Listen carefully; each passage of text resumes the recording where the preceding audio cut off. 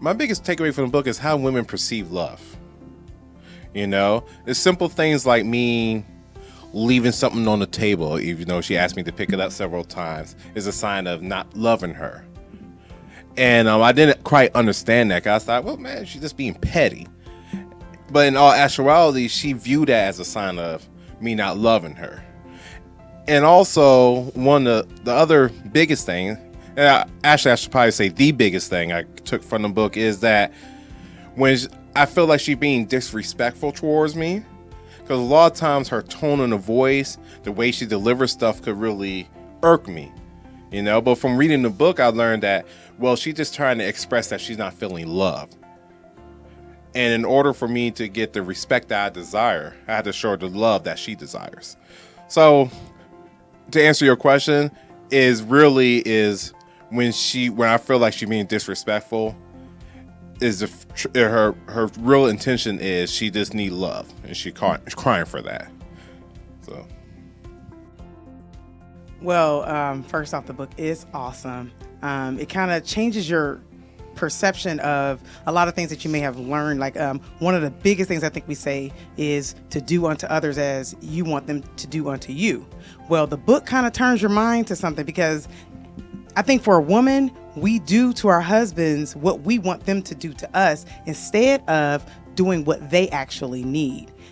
He has 2 acronyms in the book, and they're completely different. We actually, just for the sake of this, kind of read each other those acronyms. That's the first time we even heard those, because it's a certain part of the book that the woman reads and a certain part that the man reads that I didn't read and that he didn't read. And it's just amazing how you're not going to do your husband what you want him to do to you. You need to do the things that he needs done for him. One of the biggest things is just showing him that you want to be close to him. He needs to feel close to you, because a lot of times, we're both musicians, but he's more of a musician than me, because he want to play all day. So, but just him saying, babe, come to the music room and just hang out and listen to this thing. I need to understand that's something he's crying for. Just because I'm like, well, I was just around him, he should be okay. He's crying for that respect. And I need to give him that. Even if I'm not feeling it, it's something that I just need to understand. We don't want the same things. And that's the biggest thing. I think the biggest takeaway is we don't want the same things, and something that women just going to have to realize that he doesn't want the same thing I want, but I need to give him what he needs. All I'm going to say is trust the process. Because, and he even says in the book, this is not something that changes overnight. It's something that you're going to have to work at. We're still working at it. We read the book about a year or so ago, and we're still working on, for me, getting the chair stuff. And what was your acronym? Couple. He's still working on getting that. And it's little things that we've learned. Like, I'll tell him, I'm not feeling loved. He knows that's the thing right there. If I'm not feeling loved, it's something we need to change. Also for him, and even I think today, we was having a discussion about one of our sons, and I was kind of interjecting here and there, and he said, sweetheart, I don't feel respected. And immediately, I know what that means. I stopped exactly where I stopped where I was at, and I just went on and did something else, because the last thing I want him to feel is disrespected. Because now I know, and see, the thing is, in the back of my mind, I know if he feels disrespected, he's not going to be able to show me the love that I need. So I want the love. I want all that. I want all the smoke. But I need to give him that respect, and I know I'm going to get that love back. Say you. Wow, you're good. I'm going to put that out there. Okay. Well, I will say this for an encouragement for the couples, for the struggling couples. As my wife just said, you got to trust the process. Pray about it. Definitely. Continue. Always pray. Pray with your wife. Pray for your wife, and just go step by step. You're not going to be perfect. Nobody's perfect. We're not perfect. We still have our struggles. She just talked about an incident we just had probably about 30 minutes ago. And I could give you another one. Just the other day, I was very upset. 4th of July. Yeah. I just woke up in a bad mood. I can't really explain why. I have my other issues, but we ain't going to go into all that. But the thing is, though, I was walking around just angry, kind of going off, being testy. Not once did my wife disrespect me during that time frame. And actually, she was like, well, baby, she said it in a loving, respectful manner to me, like, hey, you kind of tripping right now. And her attitude made me reflect back on myself, like, well, am I really tripping? And the answer was yes. And I was able to take a step back look at myself and say, okay, let me come back and reinterject myself into the family in a better light, if you will. So my wife's respectful tone changed my behavior. And look, if it could work for me, I'm a hard-headed individual.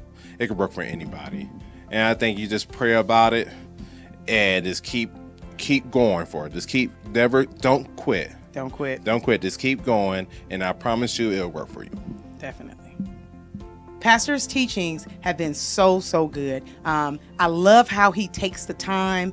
He's not in a race to finish anything. He takes the time. He breaks everything down. He has the bullet points and everything, and he just makes it plain so that anybody can understand what he's saying. Also, I love how he comes from both sides. It's not something that's just for the men, just for the women. He steps on everybody's toes. And I know on Sunday he was stepping all over the women's toes. I was sitting over there and they was just clapping and do.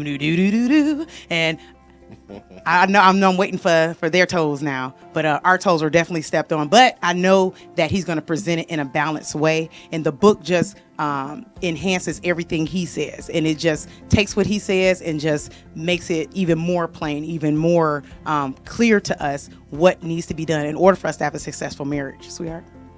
Well, I think you said it. Pretty much said it all. I like pastor presentation of it. Yes. And one thing, as my wife said earlier, one thing that used to just get on my nerves or irk me is that it feels as though men just get beat down on. What Dave Chappelle say, punched down on. You know? And pastor really took the time to talk about the men need as well, and how the wife should respect the husband, and he also broke it down to some of the fellas that may want to take it too extreme. Like, he's not talking about the woman being just a second-class citizen to you. Right. We're talking about just respect. Now, we ain't telling her to turn off her mind or nothing like that. Mm-hmm. But I do like the fact that how he was able to talk about the male needs as well, because in today's society, we're really focused on love. The author of the book used this as an example. We're talking about greeting cards. You will not find a greeting card that's talking about, I respect my husband. It don't exist out there. We're talking about love because women are the driving force behind the greeting card industry. And the greeting card industry is in it to make money. But our pastor was able to say, hey, there's another side of this. Right. There's the respect side. It's the man need as well. And men, he told us, and also in the book, that how we need to love our wife to get that respect that we so desire.